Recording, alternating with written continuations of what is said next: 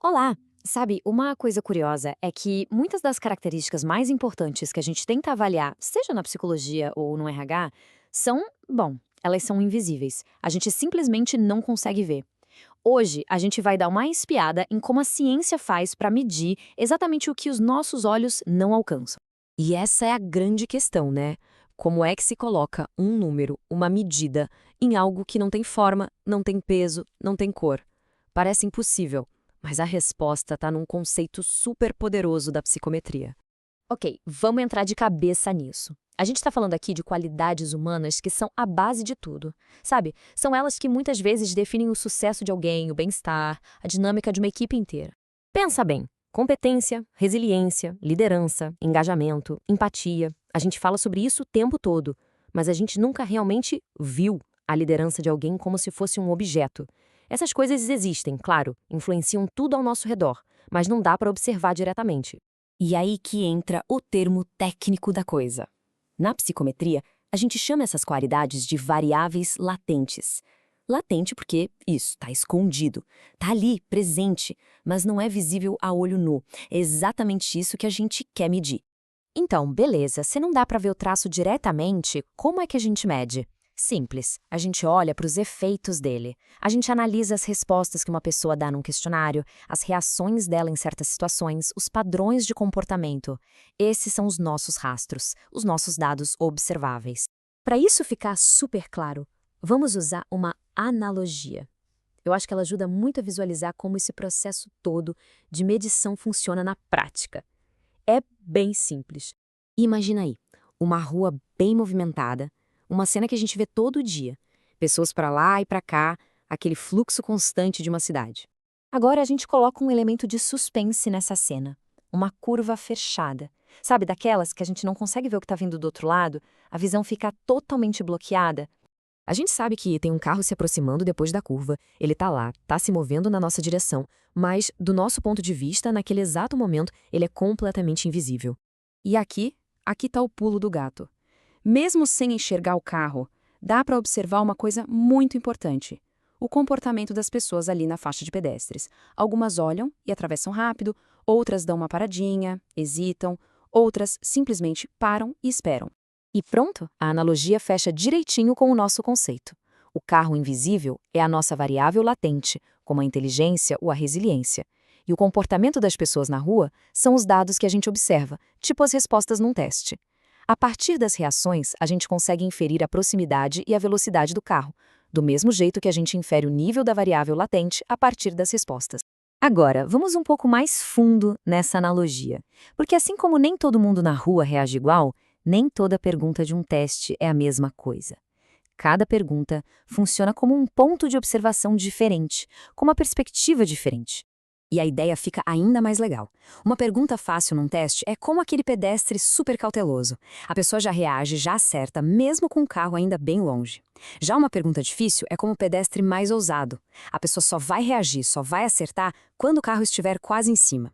E ainda tem as perguntas sensíveis, que são as melhores para diferenciar as pessoas. Porque qualquer pequena mudança na posição do carro já causa uma baita mudança na reação.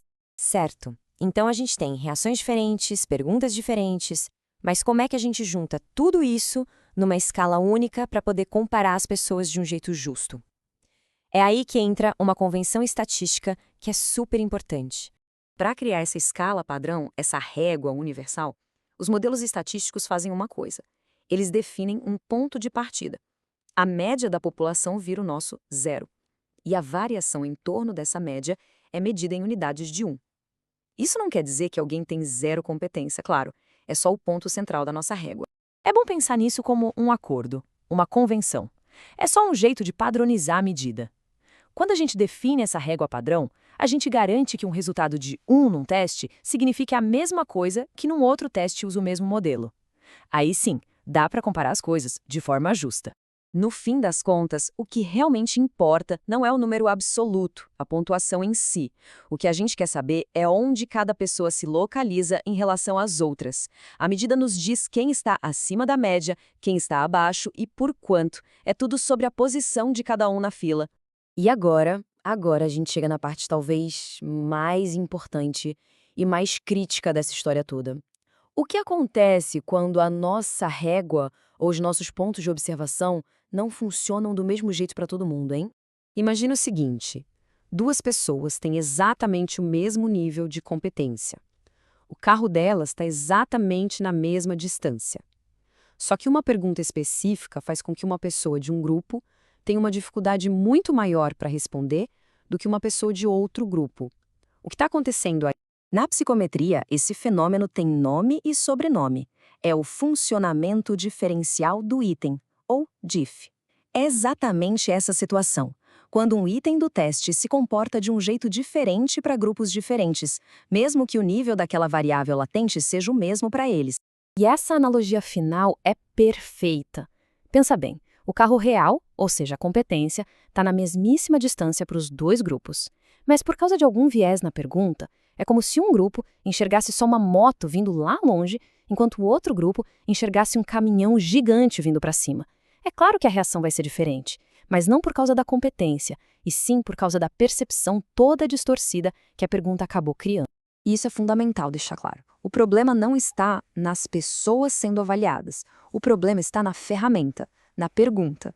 A estatística, felizmente, nos dá ferramentas para identificar exatamente isso. Quando uma pergunta começa a se desviar do padrão e a criar essa distorção, ela acende um alerta para a gente e precisa ser revisada ou até removida. Ignorar esse tipo de viés, bom, as consequências são reais e bem sérias. Pode levar a decisões de contratação totalmente injustas, a diagnósticos de saúde mental imprecisos e a conclusões em pesquisas que simplesmente não refletem a realidade, acabando por perpetuar desigualdades. E assim, a gente fecha com uma reflexão. Entender sobre variáveis latentes não é só um exercício de estatística, é uma questão de responsabilidade. É sobre garantir que a gente está medindo a coisa certa, do jeito certo, para todo mundo.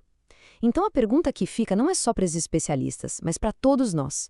Será que os instrumentos que a gente usa para avaliar as pessoas estão medindo o que realmente importa? Ou será que eles estão só refletindo as falhas e os vieses da nossa própria visão?